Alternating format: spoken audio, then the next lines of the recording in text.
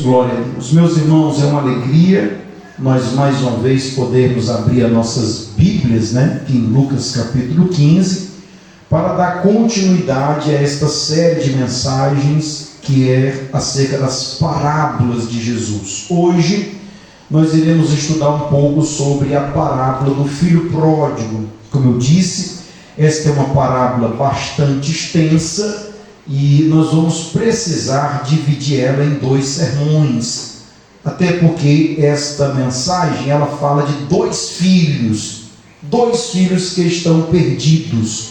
Um filho que se perdeu e saiu de casa, e o outro filho que está perdido mesmo dentro de casa. Então serão 2 mensagens, 2 sermões. Nós iremos iniciar isto hoje. Portanto, eu quero que vá ao verso número 11. Como os irmãos sabem, nós vamos ler os versículos e vamos comentar cada um deles. Portanto, toda a igreja junto, vamos lá no 2. 1, 2. Tinham quantos filhos? 2 filhos. Muito bem, como eu já falei, nós teremos 2 mensagens, 2 sermões. Quero também lembrar que esta parábola ela está dentro de um contexto, e o contexto é a indignação dos fariseus com Jesus. Por que eles estão indignados? Eles estão indignados porque Jesus se diz ser filho de Deus, mas Jesus está sentado com os publicanos e com os pecadores. Os fariseus, eles procuravam publicamente viver uma vida o mais limpo possível. Eles se preocupavam com as tranças do cabelo, eles se preocupavam com as suas vestes, eles se preocupavam muito com a aparência. Por isso que os fariseus, eles nem sequer queriam se sentar ou se aproximar de alguém que fosse sujo, alguém que fosse pecador. E aí de repente vem Jesus, se dizendo ser filho de Deus, e sentando-se com os publicanos e com os pecadores. E os fariseus estão dizendo que Jesus não pode ser de Deus, porque se Jesus fosse de Deus, Jesus não se misturaria com estas pessoas, com essas gentias, com os gentios, com essas gentinhas. Então eles estão sem entender. É para isto que Jesus está contando as 3 parábolas em proporções diferentes. A primeira parábola é alguém que tem 100 e perde 1%. A segunda parábola é alguém que tem 10 e perde 10%. E agora a parábola é de alguém que tem 2, perde perde 50%. As parábolas, as 3 parábolas falam de porcentagens diferentes, porque Deus quer que os fariseus entendam que toda perca é perca. Não importa se você perdeu a metade, se você perdeu 10%, ou se você perdeu só 1%, mas toda perca é perca, e todo ganho é motivo de alegria. O que Jesus quer dizer nesta parábola é que se eu achar 50% eu estou alegre, se eu achar os 10% que eu perdi eu vou fazer festa, e se eu perder só o 1% que eu perdi também vai ter festa. Por quê? Porque no reino de Deus tem festa para o grande, tem festa para o médio e tem festa para o pequeno. Por quê, pastor? Porque aos olhos de Deus todos nós temos o nosso valor. Quem entendeu, diga amém. Vamos para a parábola propriamente dito, verso de número 12. Toda a igreja lendo bem bonito no 12. Vamos lá. 1, 2.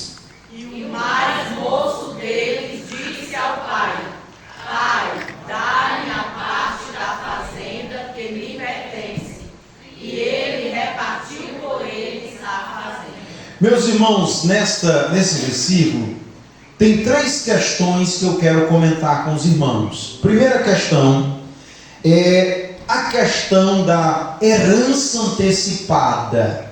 Os irmãos sabem que na cultura judaica a herança só pode ser dividida quando o pai morre.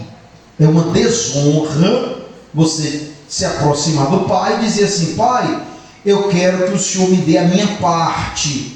Quando um filho pede uma herança antecipada, é como se ele estivesse dizendo para o seu pai: pai, eu não tenho mais o apreço que eu tinha para o senhor. É como que uma ofensa, é como se o filho estivesse dizendo: para mim é como se o senhor já estivesse morto, eu não vou nem esperar o senhor morrer. Para mim é como se o senhor já tivesse morrido. É como se o Senhor não tivesse mais para mim o mesmo valor do que as suas coisas. Ele está dizendo: eu estou morando aqui com o Senhor, mas eu quero mesmo é as tuas coisas. O meu interesse é as tuas coisas. Perceba, o filho vai conversar com o pai, não é para tratar do relacionamento dele com o pai, mas é para pedir as coisas do pai. Então esta parábola é o retrato certo de alguém que está mais interessado nas coisas do pai do que na pessoa do pai. Esta parábola é o retrato de alguém que vem à presença do pai não para apreciar a presença do pai, mas para ver se suga alguma coisa do pai, para ver se tira alguma coisa do pai. Não está nem se importando com a vida ou com a presença do pai. Eu podia até abrir um parêntese aqui nessa mensagem e perguntar para a igreja: de repente a gente até conhece alguém assim, que vem aqui na presença do pai, mas ele não vem para apreciar a presença do pai, ele vem para ver se ele ganha alguma coisa do pai, ele vem para ver se ele é curado, ele vem para ver se ele recebe uma bênção, para ver se o pai abre uma porta de emprego para ele, para ver se o pai tem alguma coisa para ele. Então essa parábola, a primeira coisa é a questão da herança antecipada.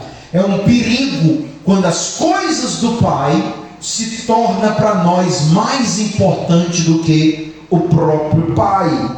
A segunda coisa que me chama a atenção nesse versículo é a questão da insatisfação. Ele é alguém que mora na fazenda do pai, ele é alguém que é filho do pai, tem acesso ao pai, tem acesso a todas as coisas do pai, mas ele não está satisfeito com a vida que ele está vivendo dentro da fazenda, da casa do pai. Inclusive eu posso até abrir aqui um parênteses para nos alertar quanto a isto, porque muitas vezes a gente está cercado de bênçãos, mas estamos vivendo insatisfeito, e diversas vezes essa insatisfação é uma seta maligna, é um dardo inflamável do diabo. Escute, o crente é para viver achando bom pela vida que Deus lhe dá. O crente não é para viver insatisfeito, porque a insatisfação ela pode trazer maldição e consequências danosas para nós. Insatisfeito foi Lúcifer lá em cima. Embora tendo tudo, embora sendo aferidor da perfeição, embora exercendo uma espécie de governo sobre os outros anjos, o Lúcifer estava insatisfeito, ele queria mais. Quem é o insatisfeito? O insatisfeito é aquele que quer mais. O insatisfeito é o ganancioso, ele nunca está feliz com o que ele tem. Insatisfeito foi Adão e Eva no jardim do Éden.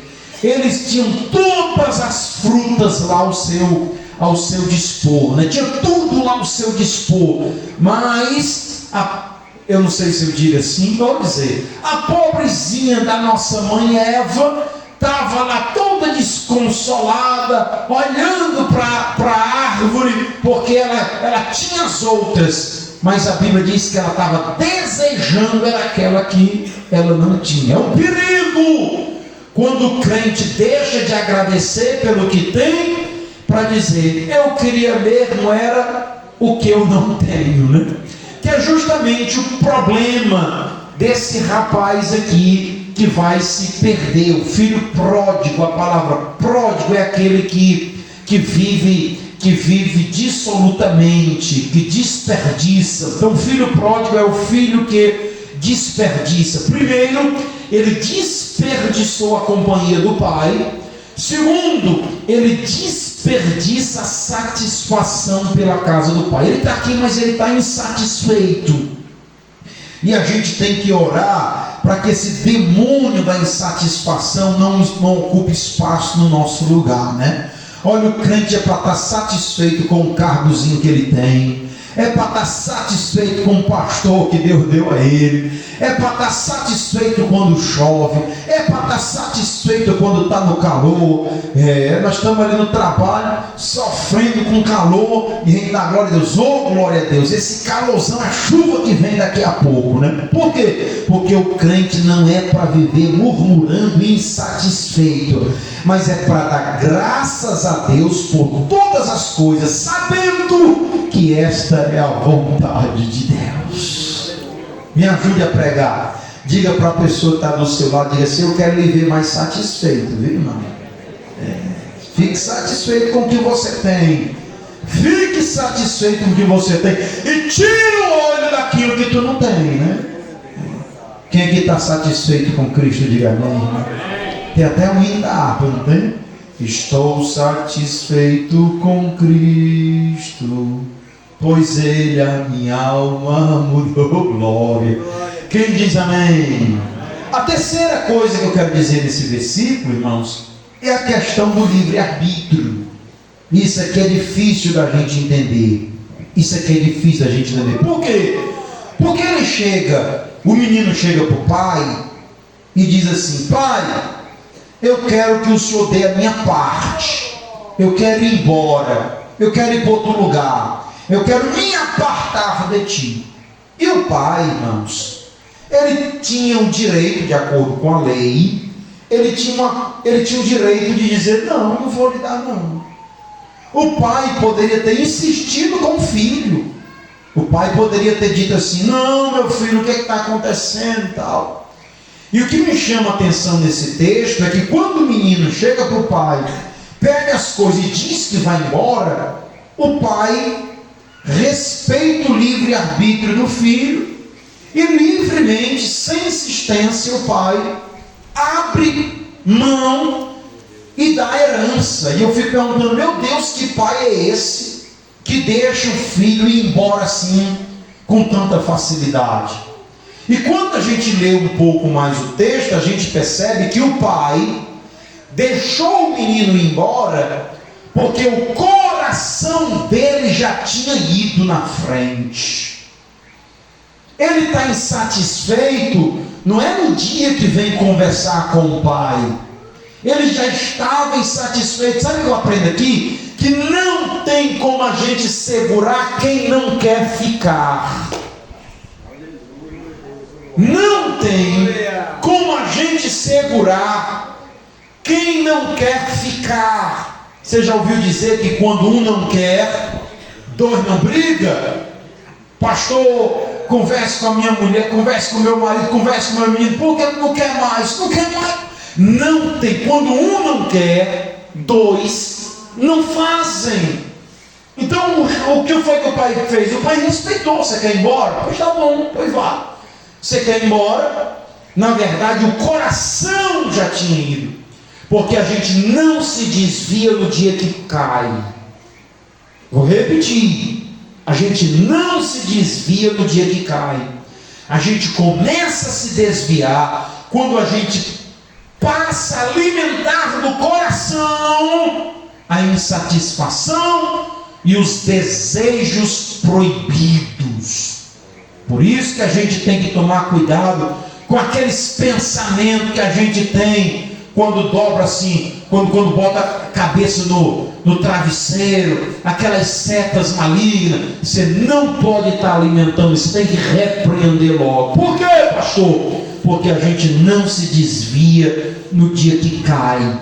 Na verdade, já vem alimentando isso no coração. E o pai, escute, irmão, das 3 parábolas, a ovelha ela se perdeu. A ovelha o que, irmão? Se perdeu, vamos atrás. Não está perdido? Tem pessoas que quando caem, o pastor liga logo. Fulano, vem aqui. O que está acontecendo?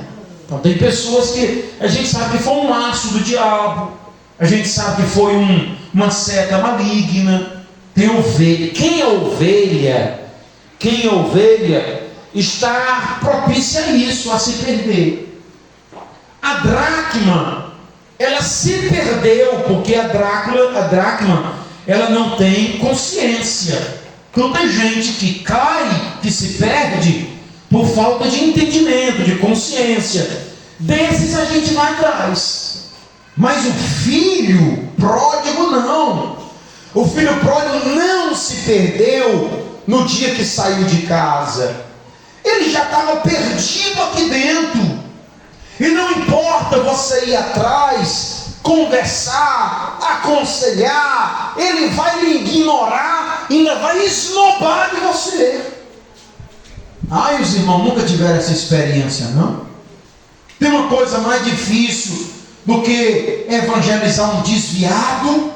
O cara está consciente. Ele saiu porque ele quis. Ele tomou uma decisão. E deixa eu dizer, enquanto a decisão não tiver na cabeça e no coração, a pessoa não regressa. Porque ele não está perdido, ele não está inconsciente, ele sabe que está no erro, mas está gostando do erro, está gostando da vida. Aleluia, aleluia. Precisei repreender uma pessoa, e a pessoa disse: pastor, eu sei que eu estou errado, eu estou consciente que eu estou errado, eu sei que isso é desgraça para a minha vida, mas o pior, pastor, é que eu estou certado, eu estou decidido a me entregar isso. Rapaz, mas você está usando de crente, isso e aquilo, você com tanta maturidade. Pois é, pastor, mas eu vou fazer o quê? Eu já está na minha cabeça que eu vou me entregar e pronto. Aí como é que você vai fazer com uma pessoa dessa? Então decisões são livre-arbítrio. Se a gente pudesse, se eu pudesse, eu amarrava os crentes tudo aqui na igreja, irmão, para ninguém se desviar. Se eu pudesse, eu mandava o porteiro fechar a porta, vocês nem para casa, que é para garantir que vocês iam estar aqui no próximo culto, né? Mas não está no nosso poder. Uma pessoa se desviou, eu chorei tanto lá em casa, mas pense como eu chorei. E eu disse assim: Jesus, como é que o Senhor permitiu isso acontecer? Uma pessoa tão querida, como é que o Senhor permitiu? Aí Jesus disse: não, meu filho, eu também não permiti, não. Eu estou chorando igual você. Foi a pessoa que tomou a decisão. É porque tem gente que peca, se afasta e bota a culpa na igreja, bota a culpa no pastor, bota a culpa em Deus, bota a culpa na liderança, bota a culpa até no porteiro. Eu me desviei porque eu cheguei lá, o porteiro isso e aquilo. A pessoa se afasta porque primeiro ela afastou o coração de Deus. Quem está entendendo o que Deus está dizendo aqui hoje? Vamos para o próximo versículo. Aleluia. Verso 13, todos juntos no 2. Vamos lá, 1, 2. Poucos dias depois, o filho mais novo, ajudando tudo, partiu para uma terra longínqua e ali despejou a sua tarefa, vivendo distosamente. Eu também anotei 3 coisas aqui. Uma até já comecei a falar, que é a questão do processo. Repita comigo: poucos dias depois. Poucos dias depois. Depois que ele foi lá no pai, cheio de direito, se achando cheio de quê, irmão? Porque ele chega lá dentro: cadê a minha parte? Olha, irmão, olha, irmãos, eu sou com o pé atrás de gente que se acha cheio de direito. Escute, irmão, tome cuidado com pessoas que é cheio de razão. Tome cuidado. Quem está entendendo o que o pastor está pregando, diga amém. Cuidado com esse tipo de pessoas, porque poucos dias depois, não demora. Ou seja, poucos dias depois a pessoa se afastou, foi embora, não demorou, mas isso foi um processo, começou no coração, depois falou com o pai, e depois juntou as coisas, juntou tudo, é a segunda coisa, né? Ele diz o que ele juntou tudo. Juntou tudo. Por quê, pastor? Porque a insatisfação coloca tudo dentro da mesma vasilha. O insatisfeito, a pessoa que é insatisfeita, tudo para ela é a mesma coisa, não tem valor. Diz que o pobre, eu não tenho nada, né? Aí vem a enchente, leva a casinha dele e diz: o rio levou tudo. Tudo que ele acabou de dizer que não tinha nada, né? O rio levou tudo que eu tinha. Mas ele diz: eu não tenho nada. Às vezes a gente só valoriza as coisas quando se perde. Pergunta aí para quem está do teu lado se ele está entendendo. Não espere perder as coisas para valorizá-la. Saia desse culto mais alegre e mais satisfeito com Deus. Outra palavra que aparece aqui é a palavra terra longínqua. Longe. Por quê, pastor? O pecado sempre quer nos levar para longe. O pecado sempre quer nos distanciar da casa do Pai. É por isso, irmão, que a gente não pode botar nem um pezinho lá fora. E quando a gente vê alguém botando um pezinho lá fora, a gente já vigia, vai lá e puxa logo de volta para dentro. Por quê? Porque o pecado, ele sempre nos leva para mais longe. O diabo quer nos levar para distante da presença de Deus. Deixa eu dar um conselho para você. Escute, seu pastor: não se afaste nem um pouquinho desta casa, não se afaste nem um pouquinho o seu coração da presença do Pai, porque aqui é onde tem bênção celeste para você.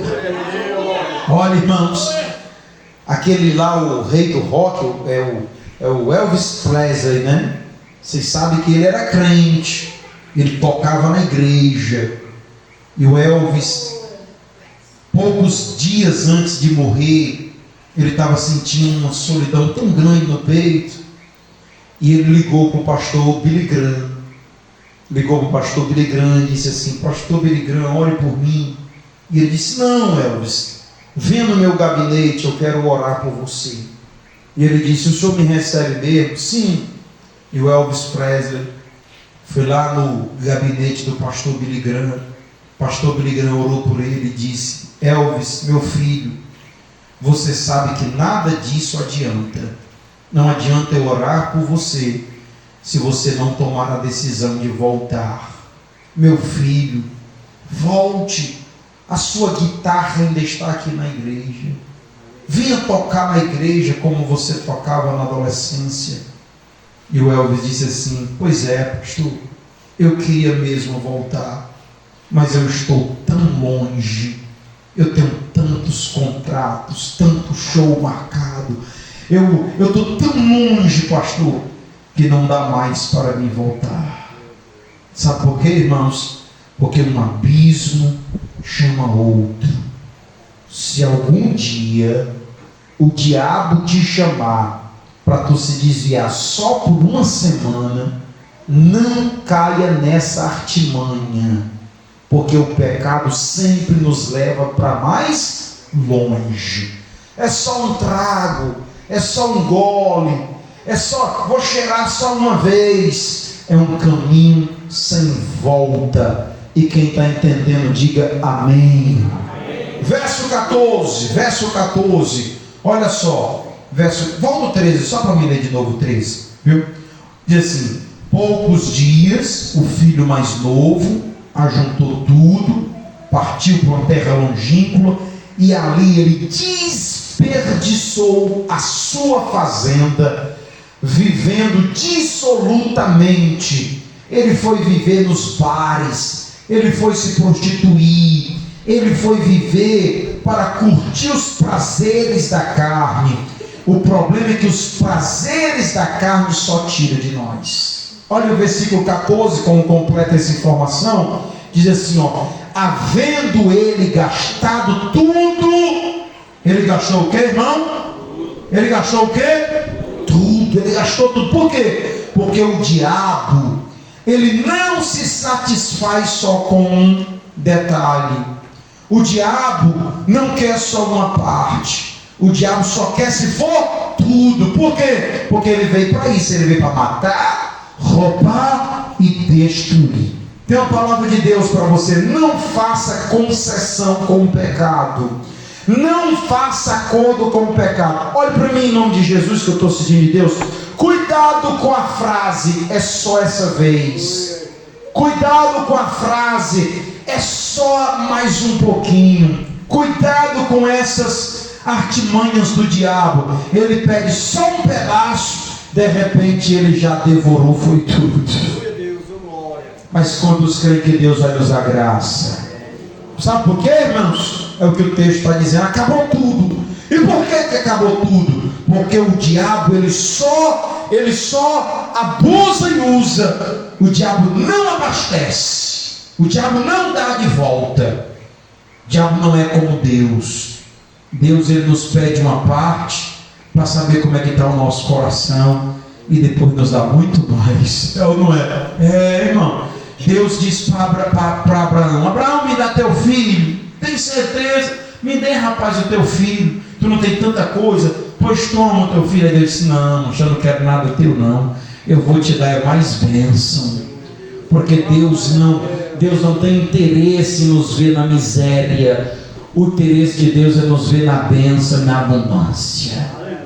Quem está entendendo, diga glória a Deus. Vamos para o 15. Vamos ler todos juntos no 2. 1, 2. Depois chegou-se a um dos cidadãos daquela terra, o qual o mandou para os seus campos a apacentar porcos. Tem duas coisas que eu quero dizer nesse versículo. Primeiro, esta palavra chegou-se.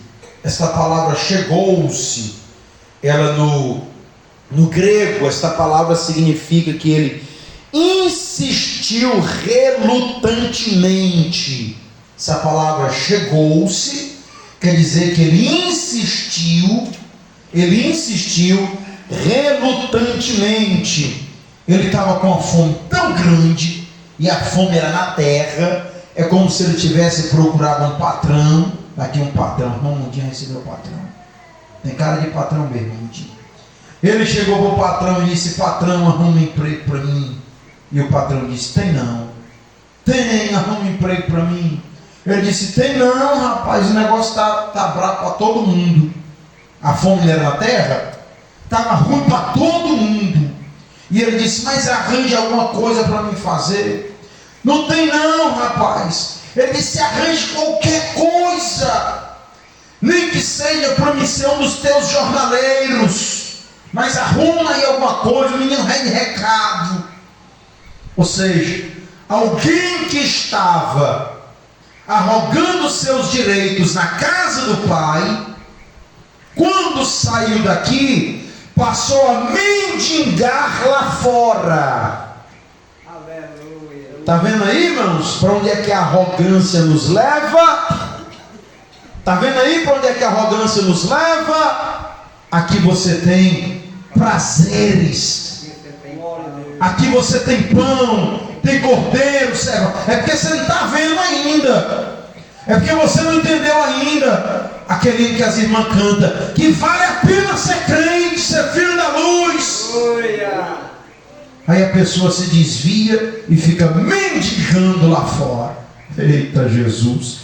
Mas você não vai se desviar não, há poder no sangue de Cristo Jesus. O diabo leva a mendigância. E sabe qual é outra coisa que o diabo tem prazer? Primeiro, o diabo tem prazer em ver a pessoa mendigando. Segunda coisa, ele foi trabalhar no campo dos porcos. Os judeus, eles têm uma questão com os porcos, porque a lei diz que os porcos são imundos. Ou seja, é muito humilhante um judeu cuidar de porcos. Então alguém que na casa do pai tinha todos os privilégios, não valorizou a casa do pai e foi lá para fora cuidar de porcos. Ou seja, foi para uma situação humilhante, porque as duas coisas que o diabo quer nos ver mendigando, e o diabo tem prazer em nos humilhar. Você sabia que o diabo tem prazer em nos humilhar? Tem prazer. Ele promete assim, ó. O diabo promete coisas e mais coisas. Aí você cai no encanto, viu? Você cai no encanto e vai lá para fora para ser humilhado pelo diabo. Eita Jesus, tantas pessoas que aqui era de honra, que sentava conosco aqui no altar, que pregava junto conosco, irmão Mundinho, gente que participava da mesma mesa de nós, que estava aqui esperando Jesus Cristo, mas afastou o coração do Pai, um dia se afastou da casa do Pai, e agora está aí vivendo uma vida humilhante, né? Sendo humilhado e mendigando lá fora. Meus irmãos, mas quantos creem que há poder no sangue de Cristo Jesus? Deixa a mão levantada que eu vou profetizar para alguém aqui hoje. Nunca mais o diabo vai te humilhar. Nunca mais o diabo vai ver você mendigando, porque há poder no sangue de Cristo Jesus. Quem diz amém por essa palavra? Vamos para o próximo versículo, verso de número 16. Verso de número 16. Bem forte no 2, vamos lá. 1, 2. E desejava encher o seu estômago com as bolotas que os porcos comiam, e ninguém lhe dava nada. Duas coisas. Primeiro, os desejos. Alguém diz assim: pastor, ele estava comendo as bolotas dos porcos. Não, ele não estava comendo bolota dos porcos, não. Ele desejava. Eu já ouvi alguém pregando: pastor, ele foi comer a comida dos porcos. Não. Estou dizendo, irmão, que o diabo só faz propaganda enganosa. O diabo, ele mostra a bandeja para despertar o desejo. Não é que o diabo, nessa situação, não é que o diabo dê com a mão e tome com a outra. Ele não dá nem com a mão. É enganação. É mentira dele. Sabe outra coisa que eu quero dizer? Lembra quando o povo saiu do Egito? Eles ficaram com saudade de quê do Egito? Da cebola, do melão, dos pepinos. Eles comiam cebola no Egito, irmão? O que eles comiam mesmo no Egito era chibatada nas costas, irmão. Aí quando foi só ele das costas, o diabo foi lá lembrar de umas coisas que eles nem tinham. Que tinha muito ideia. Pastor, eu acho que eu vou me afastar, porque quando eu não era crente eu era mais feliz. Sangue de Cristo tem poder. Caia por terra seta maligna. O prazer está aqui, você participar do banquete celestial. O diabo mostra só para seduzir. E olha, deixa eu dizer uma coisa: pense numa sedução velha barata. Pense numa sedução velha. Olha, irmão, o diabo cega o homem de uma maneira que ele olha para uma treca velha. Eu queria dizer outra coisa, mas quem entendeu o que o pastor está querendo dizer, diga amém. Olha para uma, como é, irmão, essa cara fala? Olha para um monturo velho. Olha para um toco velho e diz assim: olha que coisa maravilhosa, como eu queria. Olha, mamãe está dizendo: olha para uma casaca velha. Quem está entendendo, diga amém. Desde o começo, irmão, até Jesus, irmão, ele pegou um pedaço velho de pedra, ele pegou uma pedra velha e diz assim: olha, é mesmo que está vendo um pão, transforma aí. Quem está entendendo o que Deus está dizendo? O Senhor vai colocar colírio nos teus olhos, viu? E você não vai se encantar com a coisa errada. Você não vai se apaixonar pelo pecado. Há poder no sangue de Jesus. Vai te libertar dessa casaca velha, desse casaco velho, desse tronco, desse monturo velho. Eita glória! Como é que a pessoa olha para uns comida real de um pouco e não tem vontade de comer aquilo? É uma seta maligna. Não pode ver um fumo velho. Não pode. Tem uma coisa mais nojenta do que aquilo, irmão? Um fumo, a pessoa fica mascando aquela.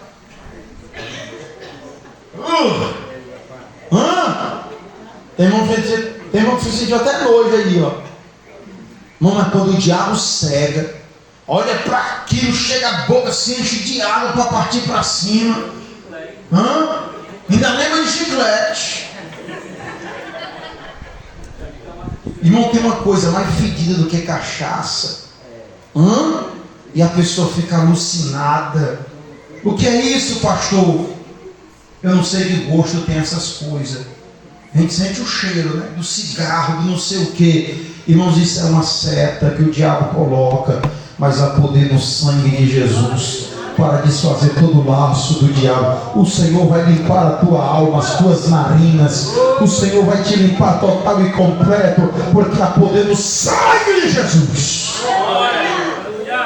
Irmãos, outra coisa é porque ele queria, mas não tinha. Queria, mas não tinha. Olha o texto dizendo aí, ó: ninguém lhe dava. Ninguém lhe dava. Foi que você ganhou do mundo? O que foi? O que foi que você ganhou do mundo? Quando você se afastou da casa de Deus, foi que você ganhou quando você se afastou da casa de Deus? O que foi que os vícios te deu? O que foi? Irmão, o diabo não dá nada a ninguém, o mundo não dá nada a ninguém. Ele só sabe matar, roubar e destruir. Agora, se você quiser vida e vida em abundância, está aqui aquele que é poderoso desde os tempos. Vamos para o 17. Vamos para o 17. Todos juntos no 2. 1, 2. E caindo em si, disse: quantos trabalhadores de meu pai têm abundância de pão, e eu aqui pereço de fome. Lembra, irmãos, que eu perguntei para os irmãos por que o pai não insistiu com o menino? O pai não insistiu com o menino porque ele já estava decidido, estava na cabeça dele. Você sabe o que é arrependimento? A palavra arrependimento no grego é a palavra metanoia. Pastor, o que é metanoia? É mudança de pensamento. Glória a Deus. Olha, irmãos, enquanto você não mudar a maneira de você pensar, enquanto a pessoa não cai em si, diz que essa é a única queda que é para cima. Ele caiu para cima. Que queda é essa para cima? É quando a gente cai em si. Quando a gente cai em si. Porque quando a gente cai em si, a gente olha para o pão, fala, é uma pedra. Você olha para o peixe, fala, não é peixe não, era uma serpente. E esse tempo todo, eu alisando essa serpente pensando que era peixe. E eu esse tempo todo, alisando essa serpente. Eita Jesus! Tem alguém entendendo o que Deus está dizendo? Você precisa pedir a Deus para iluminar os olhos do vosso entendimento. Você precisa pedir graça a Deus. Você precisa pedir graça. Eu preciso pedir a graça a Deus para que, se tiver alguma coisa na minha vida em que eu estou enganado, eu quero que Deus me traga a mente para que eu possa cair em si. Quando é que a pessoa vai voltar? Só vai voltar quando cair em si. Enquanto a pessoa não cair em si, não adianta você ficar insistindo. Quem está entendendo, diga amém. Vamos para frente. Verso de número 18. Verso de número 18. Olha aí. No 2, hein? 1, 2. Levantar-me-ei e irei ter com meu pai. E dir-lhe-ei: Pai, pequei contra o céu e perante ti. Olha, irmãos, eu tenho duas coisas preciosas para dizer nesse versículo. Escute, isso aqui é forte. Quando ele caiu em si, ele se conscientizou. Versículo 17 diz que ele ficou consciente. Versículo 18 diz que ele tomou uma decisão. Repita comigo. Repita comigo, diz assim: ele tomou uma decisão. Porque tem gente que já se conscientizou, mas ainda não tomou a decisão. E se a gente se conscientiza, sabe que está no erro, mas permanece no erro, não toma a decisão de se levantar, morre, fica com os porcos. Agora, meus irmãos, deixa eu dizer, o diabo é tão sagaz. Escute que eu tenho uma palavra de Deus para alguém. O diabo é tão sagaz, porque o diabo já te disse que você não tem força para se levantar. Mas é mentira do Satanás a poder no sangue de Cristo Jesus. Eu vou dizer uma coisa para os irmãos vão achar graça não, viu, irmãos? Os irmãos vão achar graça não. Lá no assentamento de Muricy tinha um batente assim, e eu ia passar pelo batente. Eu disse: não dá para me passar com isso. Eu emagreci 27 quilos já, irmãos. 27 quilos. E eu, com a minha cabeça de gordo, né? Eu olhei para o batente, sério, eu olhei para o batente e disse: não, eu não passo esse batente aí não. Aí eu ia dar a volta, ó. Aí eu disse assim: eu vou tentar, irmão, mas depois de 27 quilos a menos, mas pensa que foi uma beleza. Um instante eu passei. E eu disse: e eu pensava que eu não podia fazer isso, ó. Podia mesmo não. Podia. Mas ó, a mudança tem que estar onde? Na mente. O John Lennon botou lá um andando. Aí ele estava cansado lá, eu disse: deixa eu subir aí, o John Lennon. Aí ele fala: meu pastor, reage, meu pastor. Aí eu disse: pois desce. Irmão, eu olhei para o andando. Eu disse: rapaz, eu não subo nesse andando aí não. E de fato eu não subia não, porque uma vez eu subi, quase que eu não desço, né? Mas agora que eu estou uns quilos a menos, pense como foi fácil, irmão. Subi, fiz lá o serviço, e na volta, olha aí, viu? Minha daí foi um pulo. Disse: rapaz, agora eu tenho um outro corpo. Mas a mudança tem que estar onde, irmão? Aonde? O diabo tem dito para você que você não tem força para se levantar. O diabo tem dito para você que esse pilar é muito alto para você. E dentro da tua mente tu pensa que não tem força para se levantar, que não tem força para resistir. Deixa eu dizer uma coisa: Deus tem uma chamada na tua vida, e a força para você subir nesse andame e fazer esse serviço, Ele já colocou dentro de você. Eu vou dizer mais: quando você terminar, você ainda vai dar um pulinho ainda só para envergonhar o Satanás.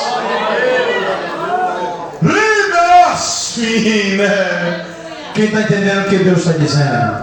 Agora você precisa tomar a decisão. Não adianta estar consciente: pastor, eu sei, pastor, que eu tenho que vir para o círculo de oração.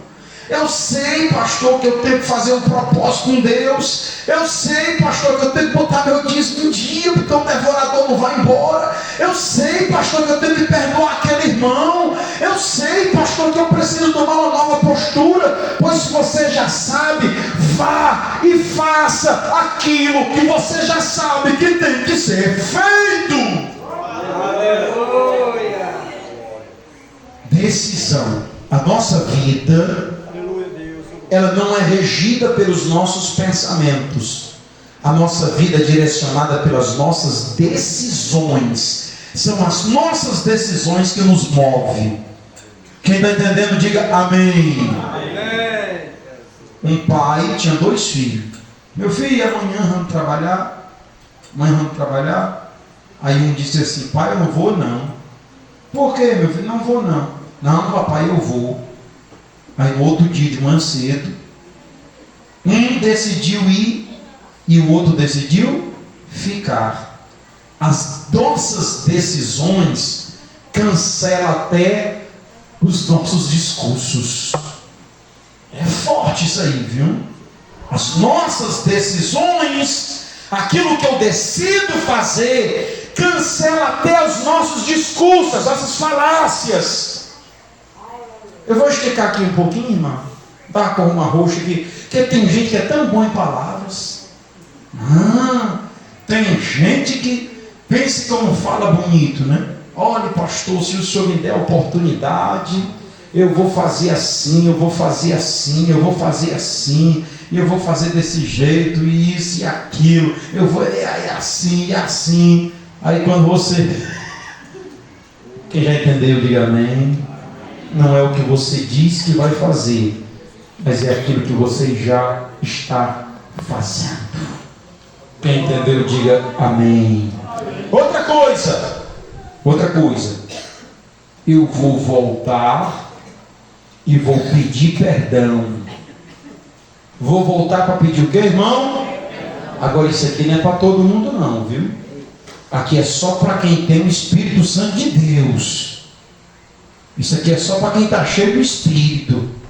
Porque voltar para casa e dizer assim: está vendo aí, meu pai? Eu enriquei depois que eu saí de casa. Voltar, com licença da palavra, irmão, para passar nas ventas de quem ficou é muito fácil. O difícil é colocar... Eu acho que esse termo é pesado, né? Colocar o rabinho entre as pernas. Eu já falei, o difícil é colocar o rabinho entre as pernas e voltar assim com cara de cachorro que caiu da mudança e dizer assim: me perdoe, eu estava errado. Eita Jesus, mas deixa eu dizer, se você tiver humildade para fazer as coisas da maneira certa, tu verás que terá roupa nova, anel no dedo, sandália nos pés, cordeiro cevado e festa grande. Quem está entendendo o que Deus está dizendo, diga amém. Me ajude a pregar, Irmão, eu me esforço para não mandar os irmãos falar com o vizinho, não é porque é mais forte do que eu, né? Balance seu vizinho e diga assim: seja mais humilde, irmão. Seja mais humilde, irmão. Diz para o teu pastor também, o teu pastor ser mais humilde. Irmão, tem que ser mais humilde. Deixa a razão para lá. Você quer a razão ou quer a bênção? Ei, olha para cá. Você quer a razão ou quer a bênção? Então dê a razão e fique com a bênção. Às vezes a esposa em casa, né? Vamos falar por marido. Às vezes tudo que a mulher quer é a razão. Tudo que elas querem é a razão. Dê a razão a elas. Ixi, a minha está ali ouvindo, não. Mas às vezes tudo que ela quer, quando você não dá a razão a ela muda tudo dentro de casa, né? Fica pior. Agora dê a razão para elas, para você ver. E elas gostam, viu? E elas gostam. Só muda o endereço, irmão, desse jeito mesmo. Minha filha, você tinha razão. Ela prepara um discurso, né? Pois é, eu disse, eu não já lhe dei a razão, mas eu tenho que dizer. A mãe da gente era desse jeito, né? Também, né? Dê a razão e fique com a bênção. Esse rapaz disse: eu vou voltar para casa, eu vou dar a razão para o meu pai, para o meu irmão, vou dar a razão para todo mundo. Eu só não quero viver mais nesse chiqueiro. Saia do chiqueiro, irmão. Sabe qual é as algemas que está te prendendo nesse chiqueiro? É a algema do orgulho.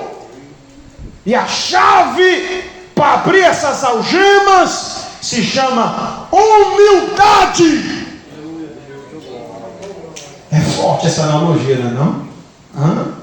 As algemas que tem te prendido nesse chiqueiro é as algemas do orgulho, mas as chaves que vai te libertar daí é as chaves da humildade. Vamos para frente, meus irmãos. Verso de número 19. Verso 19, bem bonito, todo mundo 2. 1, 2. Já não sou digno de ser chamado teu filho. Faze-me como um dos teus trabalhadores. Faça-me como um dos teus. Algumas traduções falam sobre jornaleiros, né? Outras aparecem servos e outro aparece trabalhadores. É porque existe 3 classes, viu, irmãos? Existem os servos. Os servos são aqueles mais chegados. Os servos é aquele que lidera os trabalhadores, viu? Porque na fazenda tem os servos e tem os trabalhadores, como se tivesse o encarregado e os peão. E ainda tem os jornaleiros. Quem é os jornaleiros? É aqueles que vão lá só para dar um bico, que aparece só quando tem uma oportunidade, né? O jornaleiro é aquele que aparece lá se tiver um serviço, faz um bico. Olha só, tem o encarregado, tem o diarista e tem aqueles que fazem um bico. A palavra grega aqui é para esses jornaleiros, esses que vão só para dar um bico, fazer um serviço vez por outra. É tipo assim, se tiver alguma coisa para fazer, me arranje aí. Oh, glória seja dada a Jesus. Quem está entendendo o que Deus está dizendo aqui hoje? Eu quero dizer, irmãos, que é muito melhor você ser o menorzinho aqui da igreja do que você estar lá fora envolvido com os porcos. E eu quero dizer que aqui na igreja não tem menorzinho não, é o contrário, é que o menor é o maior. É o diabo que tem colocado isso no teu coração, mas há poder no sangue de Jesus para derrubar essa seta maligna. Amém? Vamos para o próximo, vamos para o 20, está já chegando no bom, né? No 2. 1, 2. E levantando-se foi para o seu pai, e quando ainda estava longe, viu seu pai, e se moveu de íntima compaixão, e correndo lançou-se ao pescoço e o beijou. Olha, irmãos, o pastor John Stott, ele diz que esta parábola é uma das mais belas parábolas de Cristo, é uma coroa das parábolas de Cristo. O pastor John Stott diz que Cristo descreveu tão bem esta parábola que quando a gente lê um versículo desse, a gente parece que vê a cena de um pai, não um pai omisso que está levando a vida na boa porque o filho foi embora. A percepção que a gente tem aqui é de um pai que está sentado na varanda, com saudade, esperando. A percepção que a gente tem aqui é de um pai que está sentado na varanda todos os dias olhando para a porteira da fazenda. Será que ele vem hoje? Qualquer pessoa que aparece de longe, o pai já regala assim os olhos, já levanta a sobrancelha. Será que é ele que está vindo? Qualquer sinal. Então, quando a gente lê esse versículo, a gente entende que quando alguém se afasta, ou quando você se afasta, Deus não fica apático, Deus não fica alheio, Deus não fica como as pessoas ficam, porque tem gente que diz, tanto faz. Às vezes a gente mesmo, porque na próxima doutrina eu vou falar daqueles que se afastam sem sair de casa, né? Esse aqui se afastou, saiu de casa. E tem outros que se afastam dentro de casa, se afasta e pensa que o pai não está vendo, que o pai não está com saudade, que o pai não está sofrendo. Mas ambos os filhos, tanto que se afasta e vai embora, como os que se afastam e fica aqui dentro, o pai está com saudade de restaurar o relacionamento. Aleluia. Glória, glória a Deus. Quem está entendendo, diga amém. Deus tem saudade de quando você exercia o seu chamado com mais vigor. Deus tem saudade de quando você pegava mais firme na obra de Deus. Deus tem saudade de quando você cantava, de quando você pregava, de quando você liderava, de quando você... Mas, quem está entendendo o que é que Deus está dizendo aqui hoje? Outra coisa que eu quero dizer nesse versículo é que quando o pai viu o filho vindo, o pai nem sequer deixou o filho se aproximar. O pai saiu correndo. O pai saiu o que, irmão? Olha só a cabeça do menino. Quando eu chegar lá, meu pai vai me dar uns carão. Quando eu chegar lá, meu pai vai puxar minhas orelhas. Quando eu chegar lá, eu vou ouvir poucas e boas do meu... Ele estava preparado para receber uma repreensão. Ele estava preparado para ouvir o pai dizendo assim: vai de novo, bichinho. A maioria dos pais não é assim, né? Mãe é assim. Ontem eu vi uma mãe preocupada demais. Eu não vi essa primeira parte. Ela se perdeu do filho. O filho estava no supermercado. O filho foi no banheiro e não falou para ela. A mãe ficou louca dentro do supermercado, saiu até para a calçada. De repente lá vem o filho andando assim de boa, olha. Rapaz, a mãe brincando ainda. E a mãe deu-lhe um carão. Foi aí quando eu vi, né? Estava onde seu pai disse um palavrão com o menino, deu uma mãozada nas costas dele. Ele disse: você tem que ser pai, né? Desse jeito, né? Quando perde o menino, né? Isso quando eu vi: oh meu Deus, cadê meu filho? Dê meu filho de volta. Aí na hora que o menino aparece: eu vou lhe matar, seu infeliz. Então esse filho volta para casa sabendo que vai levar umas palmadas, uma cinturãozada. É isso que ele está esperando. Foi isso que ele recebeu? Não. Sabe por quê? Porque o pai lá de cima não se compara com o pai daqui de baixo. Porque o Pai nosso que estás no céu não nos trata como os nossos pais nos trataram. E deixa eu dizer uma coisa, você mudou, mas Deus não mudou.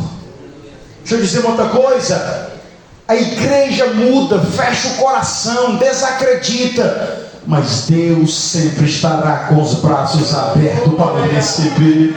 Deixa eu dizer uma coisa: o irmão teu dentro de casa vai achar ruim o teu retorno, porque quando a gente volta, a gente incomoda. E talvez já tenha até alguém no teu canto. Mas deixa eu dizer que o teu negócio não é com o teu irmão, o teu negócio é com o teu pai. Eu não sei os irmãos, mas eu estou aqui para agradar o papai. E aqui nós estamos unidos, não é de irmão com irmão. Quem nos une aqui é o pai. É tanto que se nós tirar o pai daqui, o meu pai não tem mais mãe. Aí quando é dia das mães, quando é aniversário, vai todo mundo para lá, para a casa da minha mãe, né? Todo mundo para a casa da minha mãe. E um dia meu pai pediu para dar uma palavra e disse assim: a gente tem que aproveitar esse momento enquanto a Rosinha é viva. Aí, por quê, pai? Porque depois que a mãe morre, os filhos não se reúnem com a mesma frequência de antes. Parece que a mãe tem esse poder de agregar, né? Tem até um salmo, não tem um que diz isso? Os teus frutos ao redor da tua mesa, né? Então tem um poder de agregar. Mas quando você tira a mãe, quando tira o pai, dificilmente os filhos vão se reunir para um jantar de Natal, de Ano Novo. Nós estamos unidos aqui, não é por causa do pai. No dia que tirar o pai desta igreja, no dia que a gente tirar Cristo do centro, a gente começa a se espalhar, a gente começa... Tem igreja aí que tem um bocado de gente se desviando, não sabe por que é. É porque o centro do culto não é mais o pai. Quem está entendendo, diga amém. Glória. Já passei do horário, não foi, irmãos? Vamos para o 21, eu vou terminar aqui no 22. Verso 21, no 2, vamos lá. 1, 2. E o filho lhe disse: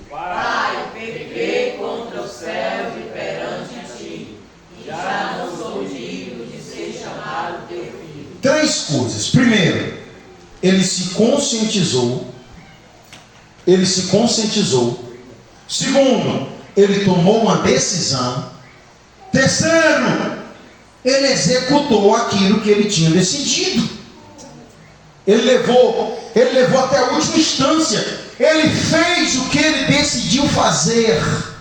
Porque está faltando muita gente ali. Pastor, eu já até tomei a decisão.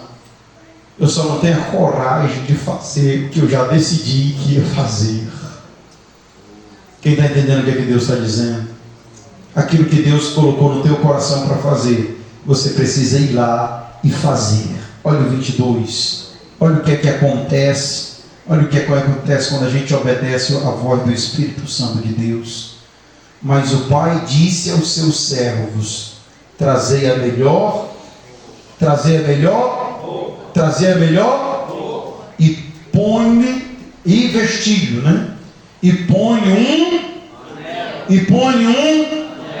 na mão, e sandália nos seus, diga assim, roupa, anel e sandália.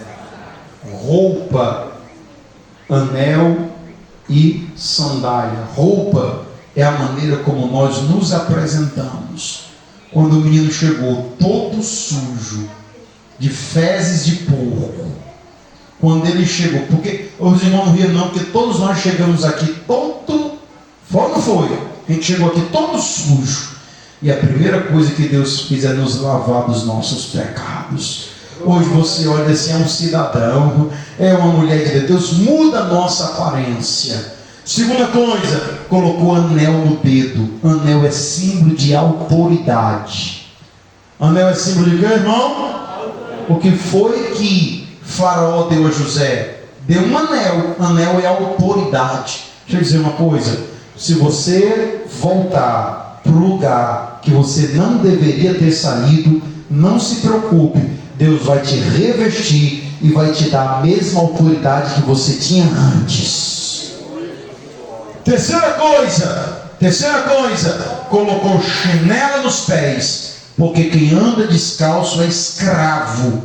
O filho anda de chinela, e quando as pessoas verem passando, se ali é filho, ali não é escravo não, ali tem chinela. Aleluia. Deixa eu dizer, o Senhor vai restaurar os teus passos, e por onde tu passar, alguém vai olhar e vai dizer: ali é uma mulher de Deus, ali é um servo de Deus. Deus vai mudar até os teus caminhos, mas você precisa retomar o lugar que Deus te trouxe.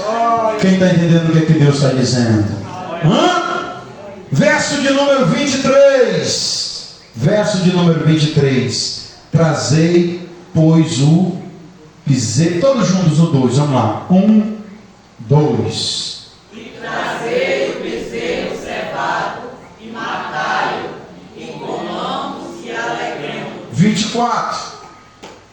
Porque este meu filho estava morto e reviveu, tinha se perdido e foi achado.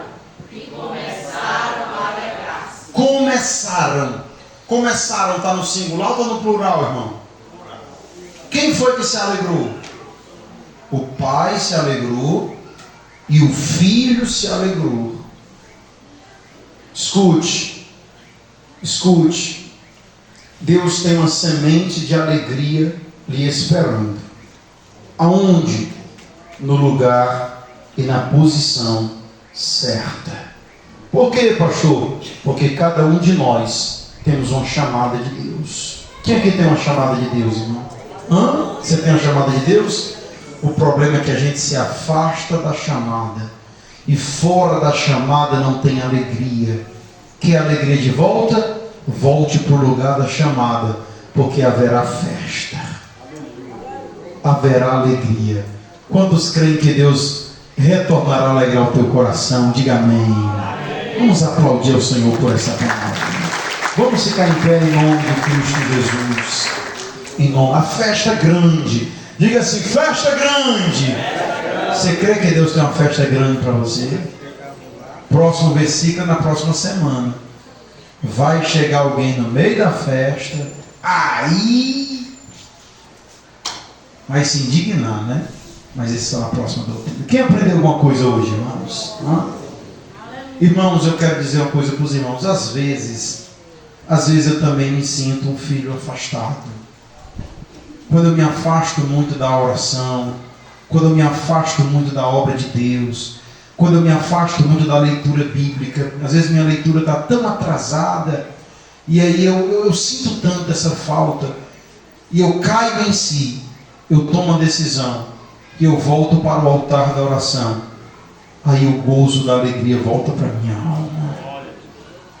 Querido Deus e eterno Pai, nós queremos pedir a Tua bênção sobre as nossas vidas, para que não venhamos viver uma vida espiritualmente dissoluta, que não vivamos, Senhor Deus, uma vida que não Te agrade, e que o nosso coração nunca se afaste de Ti, que o nosso prazer sempre seja estar aqui contigo na Tua mesa.